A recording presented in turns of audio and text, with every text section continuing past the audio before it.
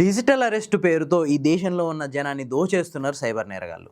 అవగాహన లేకపోవడం, digital arrest అంటే ఏందో తెలవకపోవడం వల్ల చాలామంది ఉచ్చులో చిక్కుకుంటున్నారు. కానీ కృష్ణా జిల్లా ఉయ్యూరుకు చెందిన ఒక వృద్ధ దంపతులు మాత్రం త్రుటిలో ఈ ప్రమాదం నుంచి బయటపడ్డారు. కృష్ణా జిల్లా ఉయ్యూరులో రిటైర్డ్ అకౌంటెంట్ శివశంకర్, ఈయన ఏజ్ 70. ఈయన భార్యతో కలిసి ఉయ్యూరులో ఉన్న ఒక కాలేజీ పక్కన ఉంటున్నాడు. ఫిబ్రవరి 18వ తారీఖున ఉదయం 11 గంటల టైంలో శివశంకర్ భార్య ఫోన్కి వాట్సాప్లో ఒక వీడియో కాల్ వచ్చింది.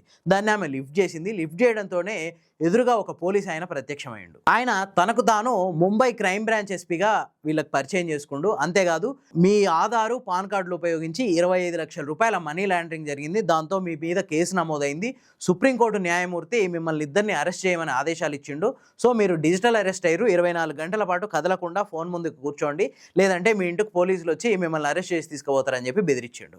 దాంతో ఆ వృద్ధ దంపతులకు ఏం చేయాలనో తెలవక అయోమయంతో అట్లనే ఫోన్ కాల్ ముందు కూర్చున్నారు. ఇంతలోపు అవతల నుంచి సుప్రీంకోర్టు జడ్జి అని చెప్పి ఒక ఆయన వేషం వేసుకొని ఆ కాల్లోకి వచ్చిండు. ఆయన కూడా ఇదే బెదిరింపు స్టార్ట్ చేసిండు. ఆ తర్వాత బేరసారాలు మొదలు పెట్టిరు. ఈ కేసు నుంచి బయటపడడానికి మీరు ఇంత లంచం ఇవ్వండి, సో మిమ్మల్ని ఈ కేసు నుంచి బయటపడేస్తామని చెప్పి బేరసారాలు మొదలు పెట్టిరు. అయితే ఇంతలో ఏం జరిగిందంటే నెట్ కనెక్షన్ పోయింది.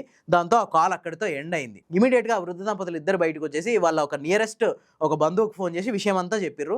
ఆయన ఇమీడియట్ గా ఉయ్యూరు సిఐ రామారావు దగ్గరికి వెళ్ళి ఈ విషయం చెప్పిండు. ఆ తర్వాత నెట్ రాగానే ఇమీడియట్ గా మళ్ళీ కాల్ కనెక్ట్ అయింది.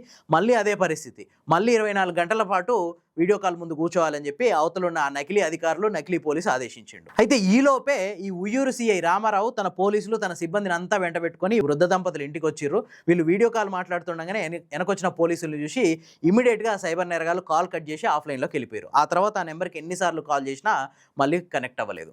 అసలు డిజిటల్ అరెస్ట్ అనే ఒక పదమే భారత న్యాయ వ్యవస్థలో కానీ ఇండియన్ పీనల్ కోడ్లో లేదని చెప్పి ఈ సందర్భంగా సిఐ రామారావు ప్రజలకు అవగాహన కల్పిస్తుండు.